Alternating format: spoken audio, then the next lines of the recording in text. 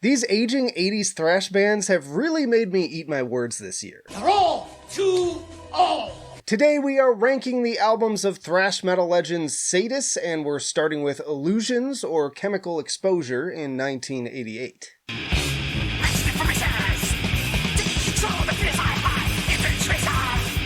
Which title you get depends on where you listen to it, but regardless, it's killer. Darren Travis really tearing it up with these vocals, which feel kind of like a cross between Slayer and Creator. Notably, this is the man Steve DiGiorgio on bass here, as he has on seemingly every major thrash and death metal album at some point. And speaking of which, they mix thrash and elements of technical death metal, and the result is both pulverizing and extremely impressive. Lots of really wild guitar work here that made me absolutely fall in love with this band. They are the perfect balance of complexity and sheer heaviness. The production is admittedly quite rough, but even so, there is no denying the weight of these performances on the likes of Certain Death, Torture, and Hands of Faith. I'm going to put this one at great tier because they only get better from there. Next up is Swallowed in Black in 1990.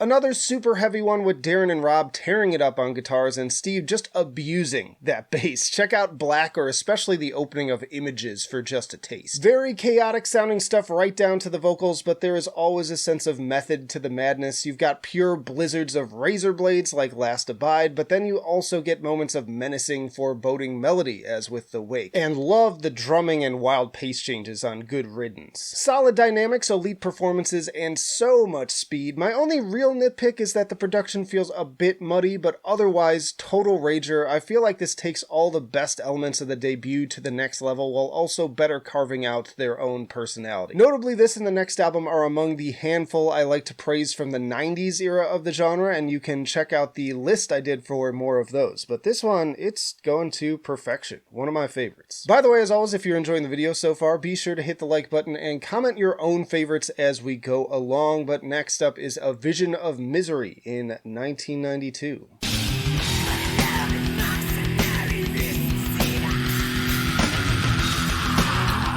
Now, as if that last album wasn't enough of an improvement from the previous, this is yet another evolution for them, with Through the Eyes of Greed showcasing yet even more dynamics and another killer bass solo. They continue to deliver on mind-bending, highly technical and progressive thrash metal that never turns into style over substance either, thanks to this amazing lineup of musicians. Love the groovier moments like Slave to Misery with more incredible bass parts, and fitting to the cover art, this one feels a bit more psychedelic and experimental. Throwing Away The Day and Under the Knife are also standouts for me. Now, as much as I love all that, I do feel like it's not quite as focused, and I miss some of the sheer speed of the previous two albums, so while I see a lot of people rate this one the highest, I still kind of prefer Swallowed in Black overall personally. Wild stuff, not quite perfect, but it's definitely up there. I'm putting it at fantastic. Which brings us to Elements of Anger in 1997.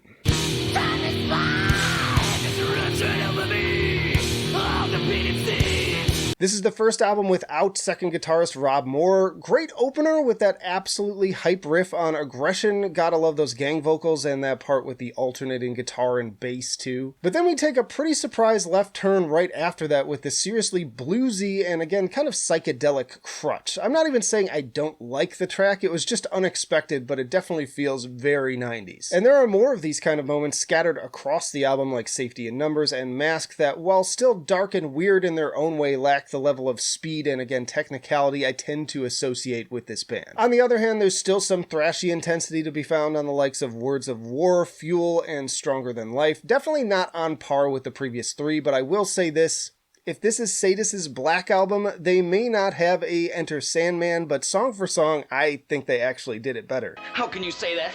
Yeah, this one's going to good tier. And then they had Out for Blood in 2006.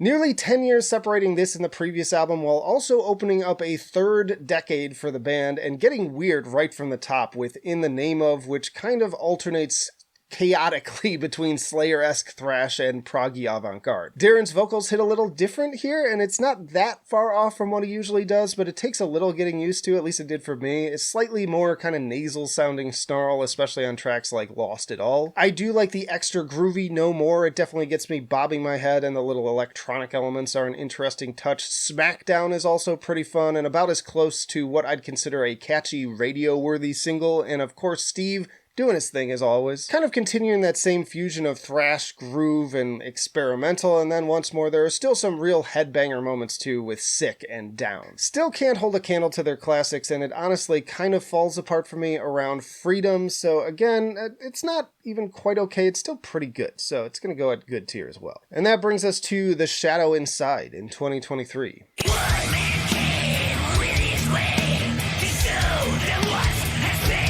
Another huge gap between albums with over 16 years now since Out for Blood, but considering the legacy releases we've been getting from the thrash world over the last 2 years or so, I don't think that they could have picked a better time for another comeback, and this album often feels like a worship of all of the big names in the genre. Solid opener with First Blood kicking off with some Metallica vibes before building into quite the ripper with maybe some German influences a la Sodom. Then we've got the more groove-focused Scorched and Burnt, and It's the Sickness taking more of kind of a Exodus sounding direction, the latter really picking up the speed in the second half, leading nicely into the full speed ahead Ride the Knife, which reminds me a bit more of Slayer, save for that big bluesy solo at the end, and then Anarchy going full tilt with some Overkill energy. Once more, every instrument getting a spotlight, though the absence of Steve DiGiorgio on this album is unfortunate, but regardless, love the bass lines and those kind of Megadeth-y closing moments on the head bob inducing The Devil in Me. Killer drum intro and just drumming overall on the Hypnotic Pain, which in an odd way reminds me of a Cobalt track, and more of those nihilistic Blackened vibes on No Peace. And then closing on a particularly menacing note with New Beginnings and the title track emphasizing atmosphere before they go full 90s groove metal with the riffs. Definitely one of their more straightforward albums, and I think in that respect it at least beats the debut in terms of songwriting and especially production, but if you dig their more experimental side, you're not going to get much of that here, so in that respect I think it lands at fantastic, just below A Vision of Misery. Y'all check out this playlist for plenty more thrash metal rankings for everyone from Slayer and Metallica to Creator and Overkill. And again, let me know down in the comments how would you rank these albums differently. Let's get a discussion going. But that'll do it for now. Flight of Icarus signing off. I will see you in the trenches.